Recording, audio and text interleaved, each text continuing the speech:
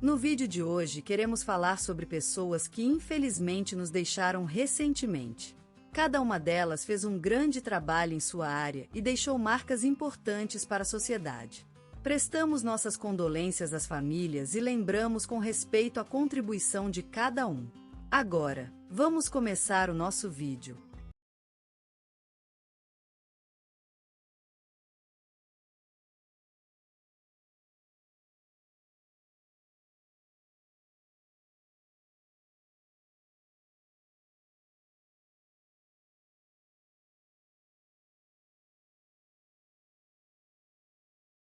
Hoje, o Dr. Antônio Carlos dos Santos faleceu em seu domicílio, após uma vida marcada pela dedicação à medicina e ao serviço público.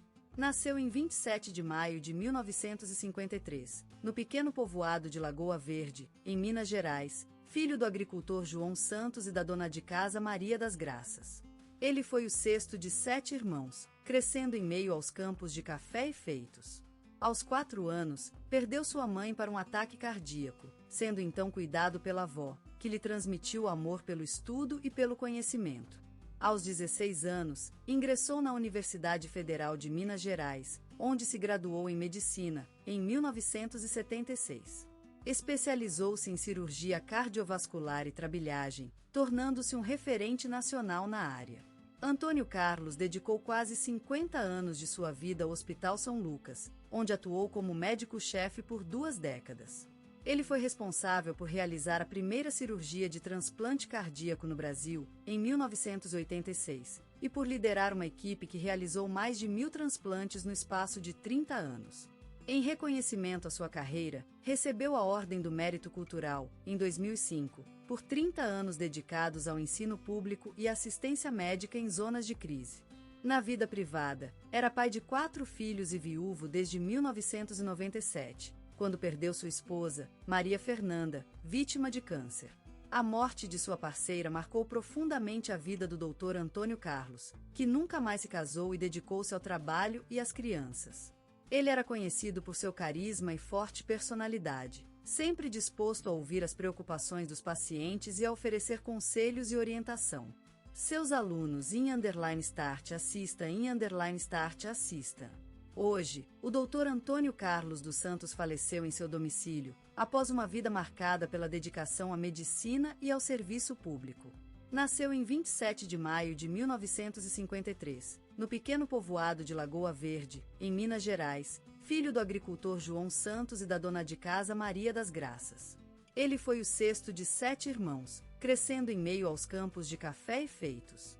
Aos 4 anos, perdeu sua mãe para um ataque cardíaco, sendo então cuidado pela avó, que lhe transmitiu o amor pelo estudo e pelo conhecimento. Aos 16 anos, ingressou na Universidade Federal de Minas Gerais, onde se graduou em medicina, em 1976. Especializou-se em cirurgia cardiovascular e trabiologismo, tornando-se um referente nacional na área. Antônio Carlos dedicou quase 50 anos de sua vida ao Hospital São Lucas, onde atuou como médico-chefe por 2 décadas. Ele foi responsável por realizar a primeira cirurgia de transplante cardíaco no Brasil, em 1986, e por liderar uma equipe que realizou mais de 1.000 transplantes no espaço de 30 anos. Em reconhecimento à sua carreira, recebeu a Ordem do Mérito Cultural, em 2005, por 30 anos dedicados ao ensino público e assistência médica em zonas de crise. Na vida privada, era pai de 4 filhos e viúvo desde 1997, quando perdeu sua esposa, Maria Fernanda, vítima de câncer. A morte de sua parceira marcou profundamente a vida do Dr. Antônio Carlos, que nunca mais se casou e dedicou-se ao trabalho e às crianças. Ele era conhecido por seu carisma e forte personalidade, sempre disposto a ouvir as preocupações dos pacientes e a oferecer conselhos e orientação. Seu olhar calmo, mas compassivo, e sua voz suave, mas firme, eram confortantes para todos que o conheciam. No campo da pesquisa, Antônio Carlos foi um dos principais nomes na área de transplante cardíaco no Brasil, publicando inúmeros artigos científicos e levantando a fama do Hospital São Lucas como um dos melhores hospitais do país em cirurgia cardiovascular. Além disso, ele foi um defensor fervoroso da educação para todos, tendo sido professor de História durante seus anos na escola pública de sua cidade natal. Seu compromisso com a população mais carentes levou a ser _start assista. Hoje, o Dr. Antônio Carlos dos Santos faleceu em seu domicílio, após uma vida marcada pela dedicação à medicina e ao serviço público. Nasceu em 27 de maio de 1953, no pequeno povoado de Lagoa Verde, em Minas Gerais, filho do agricultor João Santos e da dona de casa Maria das Graças. Ele foi o sexto de 7 irmãos, crescendo em meio aos campos de café e feitos. Aos 4 anos, perdeu sua mãe para um ataque cardíaco, sendo então cuidado pela avó, que lhe transmitiu o amor pelo estudo e pelo conhecimento. Aos 16 anos, ingressou na Universidade Federal de Minas Gerais, onde se graduou em medicina, em 1976. Especializou-se em cirurgia cardiovascular e trabeologismo, tornando-se um referente nacional na área. Antônio Carlos dedicou quase 50 anos de sua vida ao Hospital São Lucas, onde atuou como médico-chefe por 2 décadas. Ele foi responsável por realizar a primeira cirurgia de transplante cardíaco no Brasil, em 1986, e por liderar uma equipe que realizou mais de 1.000 transplantes no espaço de 30 anos. Em reconhecimento à sua carreira, recebeu a Ordem do Mérito Cultural, em 2005, por 30 anos dedicados ao ensino público e assistência médica em zonas de crise. Na vida privada, era pai de 4 filhos e viúvo desde 1997, quando perdeu sua esposa, Maria Fernanda, vítima de câncer. A morte de sua parceira marcou profundamente a vida do Dr. Antônio Carlos, que nunca mais se casou e dedicou-se ao trabalho e às crianças. Ele era conhecido por seu carisma e forte personalidade, sempre disposto a ouvir as preocupações dos pacientes e a oferecer conselhos e orientação. Seu olhar calmo, mas compassivo, e sua voz suave, mas firme, eram confortantes para todos que o conheciam. No campo da pesquisa, Antônio Carlos foi um dos principais nomes na área de transplante cardíaco no Brasil, publicando inúmeros artigos científicos. Este domingo à tarde, Ana Cristina de Oliveira faleceu. Ela nasceu em 1952, em uma pequena vila no sertão do Piauí, onde as cores da terra e a força do vento eram parte da vida cotidiana de sua infância. Filha de pais humildes que dedicavam sua vida às plantações, Ana Cristina aprendeu desde cedo o valor do trabalho e a importância de cuidar uns dos outros. Cresceu entre os fragrantes campos de algodão e as amareladas colheitas de milho, observando com curiosidade como sua mãe cuidava das flores que plantavam em volta da casa, uma pequena floresta de rosas e árvores frutíferas. Era nesse meio natural e simples que Ana Cristina descobriu seu amor pela natureza e por cultivar vida. Aos 20 anos, Ana Cristina se mudou para o Rio de Janeiro para estudar biologia na Universidade Federal do Estado do Rio de Janeiro. Lá, ela desenvolveu uma paixão pela proteção e conservação do meio ambiente e decidiu dedicar sua vida às plantas e ao cuidado com as espécies ameaçadas de extinção.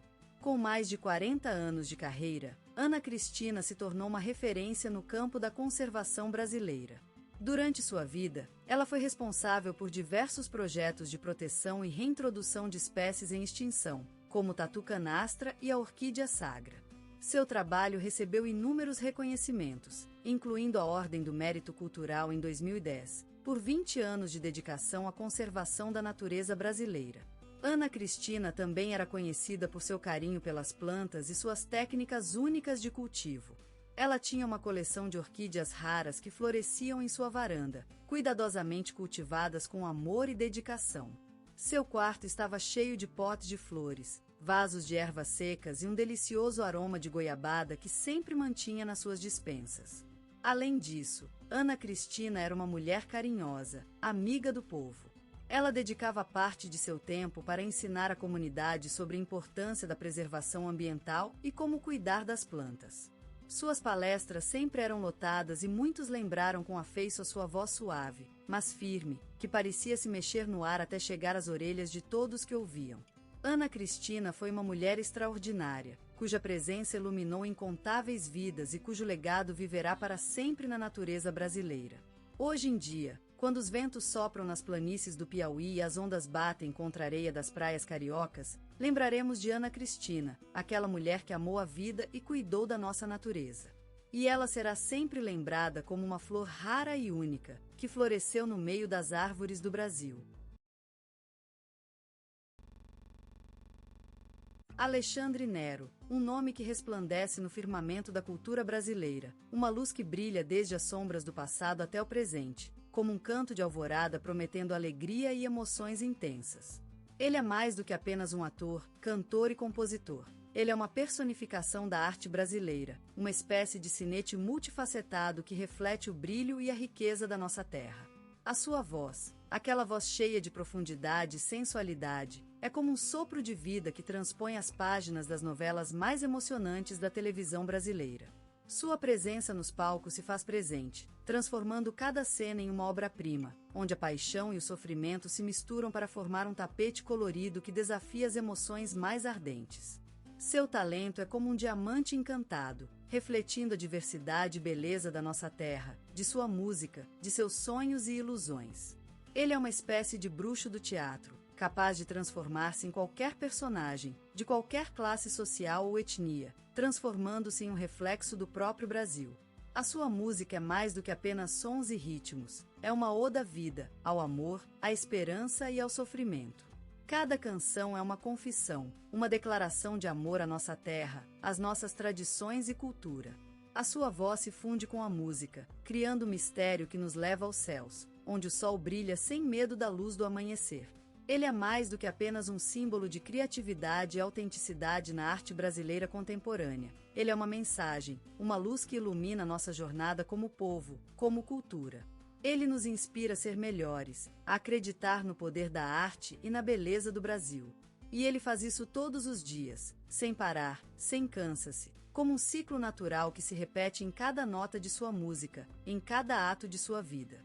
Ele é mais do que apenas uma lenda. Ele é uma lembrança, um presente, uma promessa de alegria e esperança para o Brasil e para todos aqueles que _start assista. Que adoramos a arte e a beleza da nossa terra. E por isso, Alexandre Nero é eternamente nosso, um símbolo da criatividade e autenticidade na arte brasileira contemporânea. Seu legado vive em cada nota de sua música, em cada ato de sua vida e, acima de tudo, ele vive nas almas das pessoas que _start assista. Que _start assista.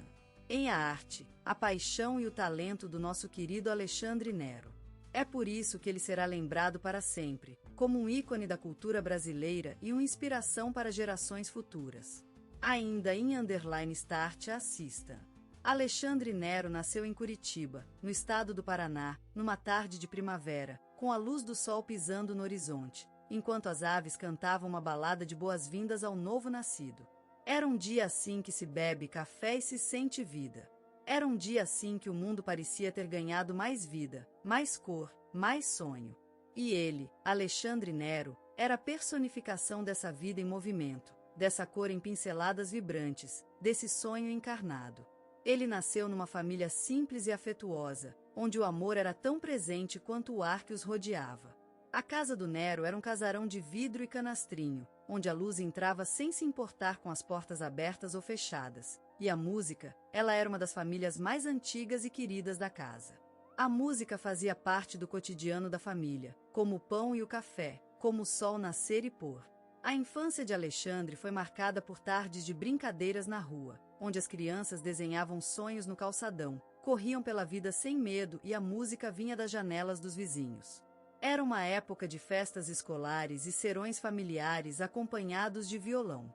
E foi nesses momentos, embaixo do sol e ao som do violão, que Alexandre revelou pela primeira vez sua aptidão para a música e o canto. Com uma voz clara e suave como a água em pedra, Alexandre conquistava todos os ouvintes. A sua sensibilidade artística era natural, não aprendida, simplesmente nasceu dentro dele, como as flores nasceram das raízes do chão. E a grande facilidade para se expressar diante das pessoas foi o que despertou no início o interesse pela música e pelo canto. Desde pequeno, Alexandre era carismático, um menino com olhos que falavam de sonho, com a charisma da lua cheia em plena noite de lua. Ele era o menino que sempre sorria, mesmo quando choveram 5 vezes na tarde de uma sexta-feira, ele tinha um sorriso que iluminava os céus. Era o menino que cantava para as flores, que falava com as árvores, que acreditava em milagres e em sonhos. E foi a música que o levou por caminhos mais longos e desconhecidos. E foi a música que transformou-se em sua voz, em sua alma, em sua vida. E é por isso que Alexandre Nero nasceu para cantar, para viver, para amar. E é por isso que ele se tornou o símbolo da música brasileira, uma lenda viva que nos lembra que a música é o som do coração e o canto da vida. Alexandre Nero, naquela época uma figura esboçada, ainda não tendo desenhados os contornos da fama, vivia imerso no caos criativo de sua juventude. Em um mundo onde o futuro parecia uma ilusão, ele perseguia sonhos como uma mendigo em busca de sonhos. Naquele Brasil dos anos 70, cheio de dúvidas e incertezas, Alexandre andava deslumbrado pela magia do teatro, pela música que moveu a sua alma, como batucada que se faz eco no coração brasileiro. Ele mergulhou em oficinas, em cursos, em qualquer lugar onde pudesse descobrir novas formas de expressão, uma vez que a vida lhe parecia tão monótona quanto um palco vazio. Por ali, no meio da escuridão e do silêncio, ele encontrou seu refúgio, os grupos teatrais e musicais estudantis. Aqueles lugares onde a criatividade não era apenas aceita, mas também celebrada, como se fosse um carnaval.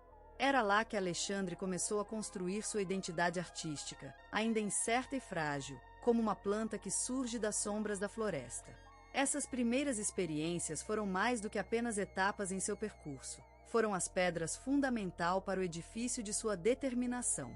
A cada vez que ele subia ao palco, a cada nota tocada com a voz e as mãos, Alexandre sentia-se mais forte, como se estivesse se afirmando em um mundo que lhe parecia tão desconhecido.